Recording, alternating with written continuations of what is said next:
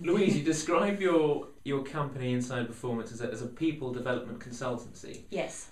What does that really mean for you, and what is at the heart of what you deliver for your clients?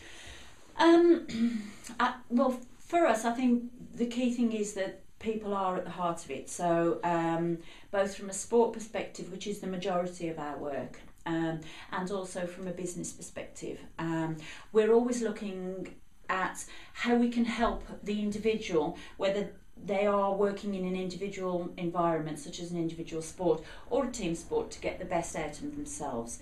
And so it's a combination really of using things like NLP, so Neuro-linguistic programming, looking at emotional intelligence and how we use NLP to enhance emotional intelligence, and obviously the sports psychology stuff that I've gained over the years from my backgrounds, and mixing those together really to I suppose to find the best techniques, the best approaches for individuals and for teams. So yeah, it's a mixture of those areas. You mentioned NLP. Yeah. For those that haven't come across it or have heard about it but aren't sure what it Yes. is, how would you describe what NLP is? Well, I mean, NLP is a big area. I mean, I guess probably the best way of describing it in its most simplistic form is it's a body of knowledge around looking at how we understand individuals in terms of how they communicate, how they think, how they behave. So it's basically looking at how somebody's thinking and behaving and feeling translates into performance. Because if the thinking's not right and the behaving's not right, then the performance won't be right. And NLP is a fantastic approach for looking at that, because it covers all of those areas about what do we think, how are we thinking, how do we use our language, and it's a nice little complete package, I think, in a way. But interestingly, you say that you were dubious to use it at first. You had your doubts about it. Yes. Because it was not scientific, maybe, in its approach. Yeah. What changed your opinion on it? Well, I mean, my background is as a sports psychologist, so I did my training as a sports psychologist. I am chartered with the BPS and accredited as a sports scientist with BASES. And so initially when I came across NLP, it was one of these areas that didn't have any scientific research to back it up. And it still doesn't have a huge amount. And so at the time I was very much in this idea of it had to be scientifically backed up and there got to be peer-reviewed journals, and that's the way things were. And I think I was a little naive, particularly from an applied perspective, because just because something doesn't have a research paper behind it that says it works doesn't mean it doesn't have an applied usage. And so I kind of dug my heels in for a long time because I couldn't really see how could this possibly work. And I'd read some books and I looked at that, and when I'd read the books I still thought but it was only when I used it and I added it to some of the theoretical knowledge that I had that suddenly I went from being a psychologist that could maybe diagnose something and say, oh yes, this is anxiety, or this might be, performance problems, or so on and so forth, to suddenly having techniques that I could add to it and actually change things. So beforehand it'd be like, right, I can diagnose it and now what do I do? And this is what I do. And so I found that performance in teams and athletes went like this. And for me that was fantastic, because from a personal point of view, working in that environment, I suddenly found I had something that I could do, and that was huge. It's massive. And did you find that some individuals, coaches or athletes, did they take to it straight away, or was there a little bit of not hostility, but did they? Yeah. Because some of it, having gone through it, yes. You think, oh, that's a little bit out there. Yeah, I mean, I think people do think it's a little bit out there, and yet actually when you use it and you get used to it, you realise that it's only out there because it's different to what we've previously done before. And I actually find that coaches, and particularly high performance coaches, take to it really well, because what they want is they want something that's practical, that they can use, that when they're with their athlete, they've got some skills and something that they can put into place, rather than maybe having to wait for the psychologist to come along or not know what they were doing. And it's not to say that, if there was a clinical issue or something like that, absolutely you would refer on. But these are practical things about how to communicate better, how to ask better questions, what to recognise in your athletes from body language to say, something's not quite right here. So they're good, basic, everyday techniques that coaches have found, really, really beneficial. And in actual fact, I think the practical application side of it, coaches, performance directors, people working actually with the sports love it. I think it's more from more researchers that have a problem with it now than actually applied people. So do you think it sits quite well then with psychology? I think it sits very well with psychology for the simple reason, it's about our thinking, which is what psychology is about. But whereas psychology often asks the question why do we do this, NLP tends to ask a question more of how do we do this. So it's about breaking down the how of somebody's thinking or performance, so that when we know how they do it in the way they don't want to do it, we can change it to the how of how they do want to do it. Because you can know why somebody does something, but that doesn't necessarily change the behaviour, whereas how can. And with your business that you've created, it's very, very successful. It's you're highly respected in the sports industry, and now you're doing a lot of work within business as well. Yeah. Can you talk through the early years? What was it like when you first set up? What were the challenges that you faced? Yeah. Well, I think when we first set up, it was after I'd done my NLP practitioner, and I realised what a benefit this would be for sport. That suddenly I was like a dog with a bone, because I had this goal of I wanted to bring NLP to the sports community. I wanted to bring it mainly initially to the elite sport, because that's where I could really see the difference. Although as we've gone on, I realised that it works at all levels. And I think early on the battle was, because I was working as a full-time member of faculty at Roehampton University, it was marrying working as an academic and looking to run the business. So I had to go part-time with the university, and I think the biggest challenges were probably explaining what NLP is, getting in to see people and telling them what we wanted to do, and coming from a psychologist setting up a business, had no business experience. It was all luck rather than judgment. She says, so I'd kind of do things that I look back on now and I think, right, if I had my time again, I wouldn't do it that way. But of course, that's been a great learning. So, I think the thing was having perseverance and really having a goal that I knew I wanted. And in a way, that was a massive driver, because it was just right. You think things happen by luck, but they don't. You create your own luck, you create your own actions, and you speak to the people you need to, you find yourself in the places that you need to find yourself into, and as a consequence, all of those actions that you take result in the end product that you want. And as long as you know what it is that you want, everything will start to come together. It's when we're unclear or we're undecided, and on Monday we want one thing and on Tuesday we want the other, that things don't come together. So it was definitely a determination, it was having a goal, it was talking to lots of people initially that brought it all together. Yeah. Did you have a vision then for what, either what you wanted to achieve or what you wanted the business to look like at that stage? I definitely had a goal for what I wanted to achieve. I wanted to be teaching NLP to coaches at a higher level. And I have to say, there was a woman that used to work for UK Sport who you most might Darlene Harrison. Mm-hmm. And Darlene was fantastic in her support of us, and she said one thing to me once that really resonated, and that was about there's no point having all of this psychological knowledge and all of these skills if it's just kept within the psychologist's brain. She said coaches need to know this too so that they can work with it. And at the time I thought because actually that would have been doing me out of a business. And then I thought, you know what, she's so right.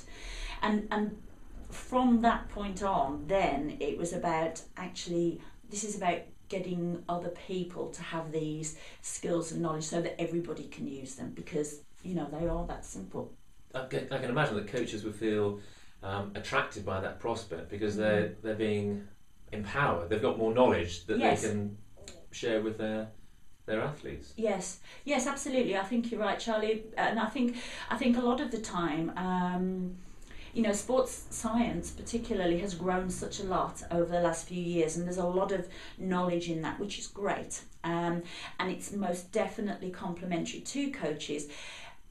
And at the same time, I think it's really important that coaches have a sense of empowerment, or a sense of being able to do things themselves rather than having to be reliant on other people.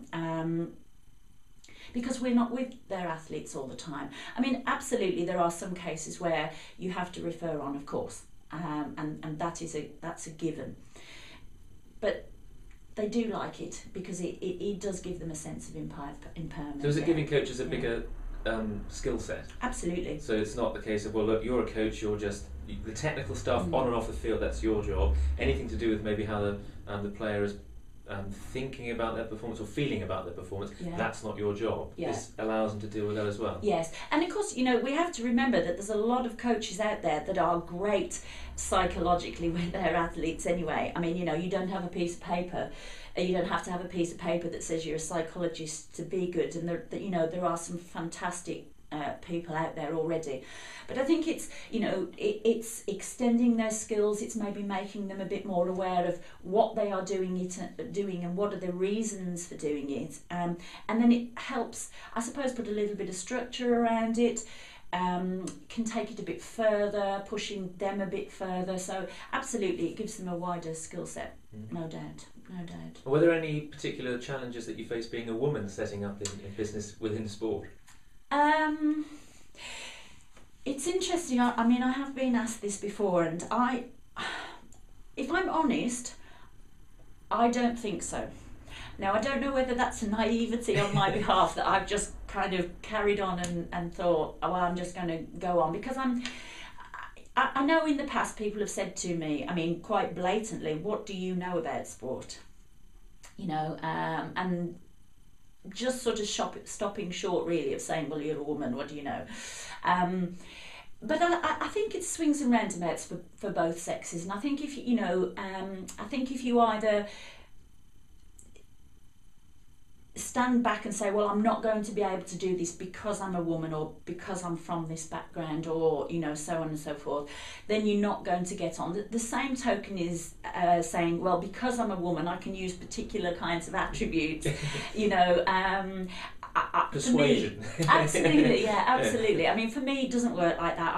I think, if you're good at what you do, it doesn't matter, whether you're male, female, whatever. I think it's just, you have to know what you're good at, acknowledge what you're not so good at, seek help where you do need help, and then stick to your goal.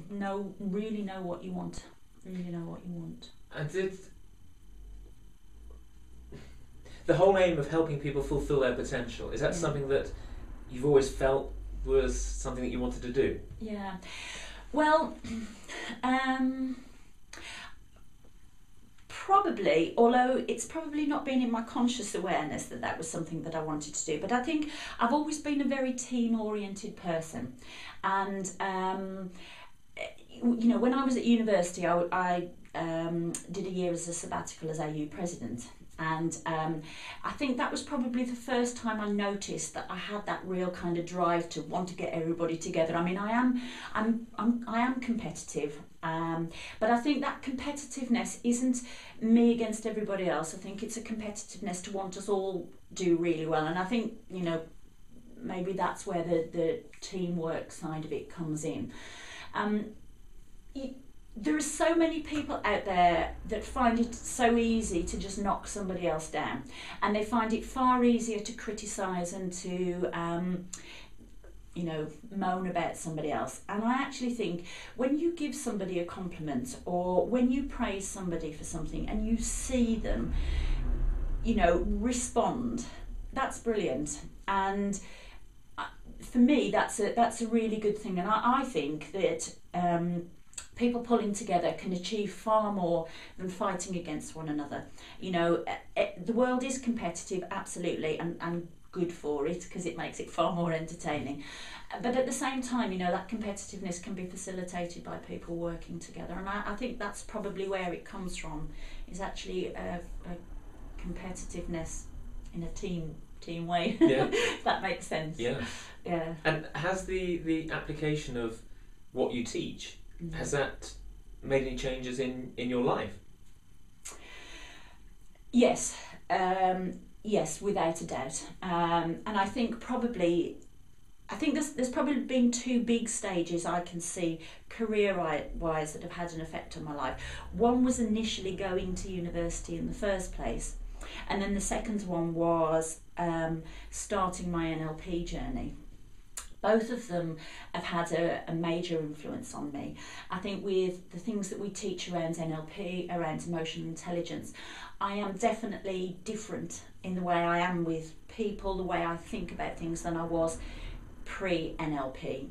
And I think that's a good thing, because emotionally I'm, you know, far calmer. I mean, I've always been, you know, pretty easygoing kind of person anyway, but you know, I know there are different things. I handle things differently, you know. I ask questions differently, I respond to adversity differently, and that's been good. I mean, it's been a great thing. And you know, you could say, well, maybe it's just a matter of getting older, but it isn't, because wiser. It's been marked. Yes, absolutely, wiser. But it was definitely punctuated as a before and an after. Yeah. Yeah. Do you feel that things are changing? This is a question just off the cuff now about you know, the government is now a coalition. People are reassessing what's important in life, and you know, is making lots of money the most important thing. Do you feel that emotional intelligence and the ability to collaborate with people is going to make what you're doing more valuable and more relevant now than maybe it has been before? Yes, absolutely. I mean, you know, maybe we've gone through a period of what was seen as decadence, and maybe, you know, maybe there wasn't so much emphasis on working together or whatever. You know, I mean, I don't know. I mean, in sport, you see people working together really well. And you've got to look at what's happening within the ECB at the moment in the cricket night. Yeah. I mean, I think that's been a great example of where these kind of things have come to fruition. But I think in the general climate, yeah, I think it is. I think it is. I mean, I think it's a great time for people to be setting up businesses. I think it's a great time to assess what we want to do.